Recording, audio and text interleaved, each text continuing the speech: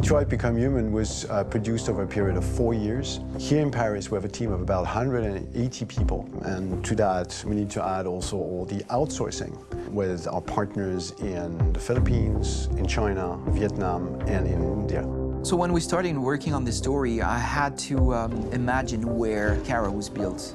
And for whatever reason, the city of Detroit came very quickly to my mind because it had already an incredible story by itself full of history and themes. So we traveled there with the team, and we were really moved by what we saw, and we could really feel the desire to fight and really be born again. And we just continued this curve, this growth, and just imagine what Detroit would be like if the Android industry was, using these huge factories to build androids there. A very strong element in Detroit is that there's a lot of industrial wasteland and a lot of nature too. And for us, the graphic designers, it was an incredible playground. The destroyed zones which we wanted to preserve, we appropriated them to turn into something else. Then in the areas that needed to be rebuilt, we were able to imagine our Detroit of the future. We didn't want to make a science fiction universe, but a world of anticipation. If we chose science fiction, we could have imagined flying cars, extraterrestrials, but those things are very far from our current everyday life. Anticipation is more about gleaning from our contemporary reality, the one we know, because Detroit is set in 2038, and 2038 is tomorrow. The difficulty we had was sticking to reality. That is to say, technology becoming more and more invisible, a lot more elegant, and at the same time, making it visual. So all the computer equipment, autonomous cars, we simply had to invent. They are in fact very technological objects, but at the same time remain very credible and ingrained in reality. To create a cohesive universe in the fashion and clothing of the human characters in 2038, I didn't want to put an accent on strange shapes, or really vibrant colors, and things we wouldn't know. That I wanted to keep for the androids. The goal was to create something familiar which we can identify with in this future setting. Working on the artistic direction for the androids was a bit special because this is a project about the place they could occupy in the human world. It was out of the question for them to be too beautiful or too perfect. They had to correspond to every social class, rich and poor. Inspired by everyday utilitarian clothes, I brought a modern touch by adding dynamic display surfaces, the armband we can see on the side, the triangle on the front and back, an LED. Like that, there's no confusion. Wait. You're sending an android? All right, ma'am. We need to go. You can't do that. Why aren't you sending a real person? Once we cast the actors, we travel to meet them in order to scan their faces. We record the structure of their face with the scan, and we record the colors and patches of skin with photography. Once we have this information, we will use this as a basis for modeling and creating the characters. The artist will make it more realistic, but will also enrich it. He will propose ideas which we will develop together. Finally, we will have a character with character who corresponds to the project and the world.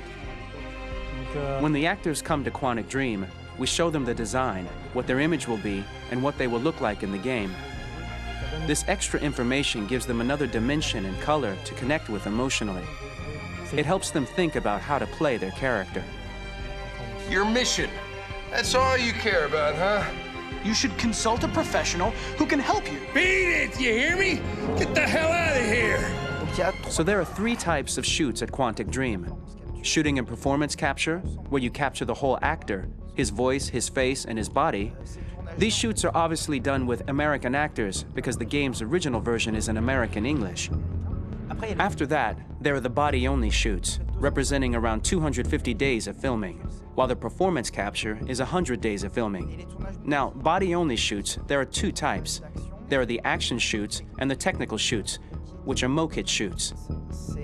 Mokit is when the player controls a character on the screen, and he moves in an environment to explore it.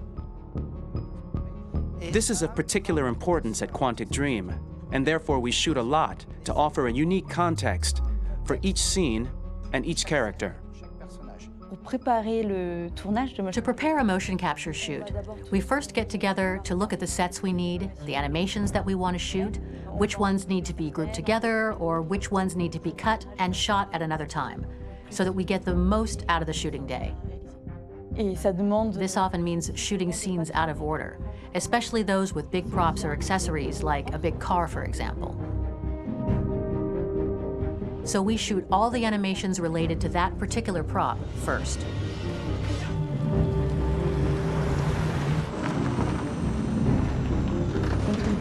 The biggest challenge for the mocap team was shooting a Spider-Man mo-kit. We had to build a wall and attach an actor to a harness with cables so we could pull him up and render him climbing. The shooting on this game took about, I would say, more than a year, maybe 1 and 2 years, with about 300 actors on set. So it's quite a massive production. But so much happened on this set between the stunts and the shootings with a little girl and all these great actors that we had. It was really a very, very memorable journey for the team and for myself. Today, Detroit has over 37,000 animations. When we retrieve the motion capture data, it's just a cloud of points, which represent all the markers worn by the actors. From this cloud of points, we have a phase called retargeting, which gives us a skeleton. This skeleton will be applied to the characters of the game. There is still work to be done, but this gives us the main movements. Since we are working on something very realistic, we must recognize the actor and also recover all the emotion he expresses in his performance. We use a system of facts, an identity card for each actor. We make the actor do a whole range of facial expressions. Then we recover all the expressions and paste the animations on a puppet that Jan has prepared. I then recover and refine these poses. I might stretch the lip, reinflate a cheek, tiny details that make the finished product really capture the actor. Because of the nature of our mocap system today, when we receive the animations, we're missing eye movements, and so the character has that dead look. He really has no eyes, so then it's a big part of the work for the animators to find the regard of the actor in relation to his position, in relation to the body, etc. It was crazy when I saw the newest model for Kara, because they've been working on it, and this was the first time I literally jumped in my seat. It not only looked so much like me, it was the fact that it looked so lifelike. It wasn't that it looked just like it was a camera, it was something else, you know, but it looked alive. It's exciting, and it's kind of terrifying. Game after game, we learned the rules of optics and filming, and our goal with Detroit Become Human was to have cameras that would actually emulate the optics of a real physical camera.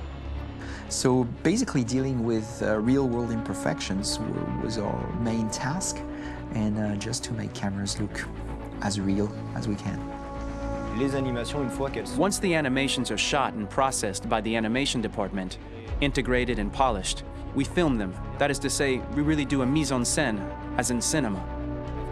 The real difficulty of our job is to know if these cameras are telling us something. Are they in the emotion of the scene? Do they describe exactly what the action must convey, what must be felt? The most important challenge for me was one of the final scenes where Marcus decides to start the revolution and go to the battlefield. Very quickly, we imagined this to be a huge sequence shot. We wanted the feeling of a cameraman running behind us while showing Marcus, the androids who help him, the person shooting at us, etc. Above all, it was necessary to say to oneself, this scene is very violent but does not glorify war. On the contrary, that war is something improbable and absurd. It was really a fun challenge. The idea was to say we have 3 characters. We would like each of them to have a specific cinematography. We wanted Kara to be much more filmed with some kind of handheld camera, to have something very living, very breathing. For Connor, we wanted something very cold and very perfect. And for Marcus, we wanted something epic and spectacular. So it was about the filming, but it was also about the photography. So we worked with a director of photography to give each character a different lighting, different key colors. Each of them would have their own worlds. And finally, we worked with the composers, so they would create a specific sound for each character, so each would have his own world and his own style.